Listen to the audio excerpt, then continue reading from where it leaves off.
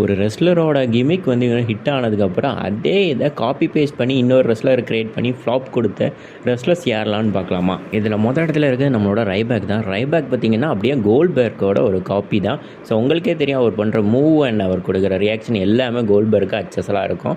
So கோல்ட்பெர்க் மாதிரியே நம்ம ரைபேக்கும் பார்த்திங்கன்னா நல்லா மவுஸ் கொடுத்து வச்சுருந்தாங்க. தொடர்ந்து 30 மேட்ச் தாண்டி ஜெயிக்க வச்சுருந்தாங்க. கடைசியாக பார்த்திங்கன்னா சிஎம் கிட்ட தோற்றுருப்பார். தோற்றதுக்கப்புறம் பார்த்திங்கன்னா அவரோட பாட்சஸ்னாலேயே நிறைய ரெஸ்லர்ஸ் இன்ஜுரிஸ் ஆக ஆரம்பிச்சிட்டாங்க. சேஃப் இல்லாத ரெஸ்லர்ஸ்னு நிறைய பேர் பார்த்திங்கன்னா கம்ப்ளைண்ட் பண்ணி ஆரம்பிச்சிட்டாங்க. இதனாலேயே WWE விட்டு நம்மளோட ரைபேக்கை ஃபயர் பண்ணிட்டாங்க. அடுத்த இடத்துல இருக்க நம்மளோட கலிஸ்டோ தான். கலிஸ்டோவை அடுத்த ரேமன் ஸ்டுடியோவை மாற்றணும்னு நிறைய உருவாக்கி பார்த்தாங்க. மிட்கார்ட் சாம்பியன்ஷிப்லாம் ஜெயிக்க வச்சு பார்த்தாங்க. கடைசியில் பார்த்திங்கன்னா லூச்சா ஹவுஸ் பார்ட்டி அப்படின்னு ஒரு டீமை கிரியேட் பண்ணி அதில் பார்த்திங்கன்னா ஒரு கலிஸ்டோவை வச்சுருந்தாங்க. கடைசியில் பார்த்தா அந்த டீமும் ஃப்ளாப் ஆகிட்டு அந்த டீமையும் ஃபயர் பண்ணிட்டாங்க. அண்ட் கலிஸ்டோவும் சேர்த்து ஃபயர் பண்ணிட்டாங்க அந்த டீமோட சேர்த்து. அடுத்ததாக பார்க்க போது நம்மளோட ஜாக் ஸ்வேகர் தான். ஜாக் ஸ்வேகர் பார்த்திங்கன்னா கோட்டாங்கிளோட ஒரு காப்பி பேஸ்ட்னு கூட சொல்லலாம். கோட்டாங்கிள் என்னெல்லாம் பண்ணாரோ அதே நம்மளோட ஜாக் ஸ்வேகரை வச்சு பண்ணாங்க. அண்ட் ஜாக் ஸ்வேகர் நல்லாவும் பண்ணார். சீக்கிரமே வேர்ல்டு சாம்பியனாகவும் ஆக்குனாங்க. நல்ல ஒரு இதாக கொண்டு போனாங்க. பெரிய பெரிய ரெஸ்லர்ஸ் அந்த டைமில் வந்து ஹெஜ்ஜி, ரேண்டி ஓட்டன் அந்த மாதிரி ரெஸ்லர்ஸ் கூட ஃபியூட்லாம் கொண்டு போனாங்க.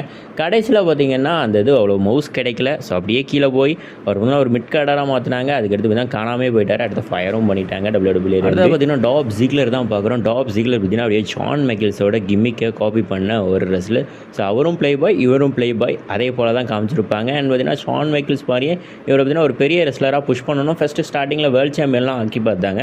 அதுக்கடுத்து பார்த்திங்கன்னா நினச்சிருந்தா நம்மளோட டாப் ஜிக்லரை அடுத்தடுத்த லெவலுக்கு கொண்டு போயிருக்கலாம். ஆனால் WWE நினைக்கல. ஸோ அவர் மிட் கார்ட்லேயே வச்சுருந்தாங்க. அதுக்கடுத்து பார்த்திங்கன்னா வேணான்னு சொல்லி ரிலீஸ் பண்ணிட்டாங்க. ஒரு டேலண்டான ரெஸ்லர் டாப் ஜிக்லர். உங்களுக்கு யாரெல்லாம் காப்பி பேஸ்ட் ரெஸ்லர் மாதிரி தோணுது, இவரோட கேரக்டர் தான் இவர் எடுத்து பண்ணுற மாதிரி தோணுதுங்கிறத கமெண்ட் பாக்ஸில் கமெண்ட் பண்ணுங்கள்.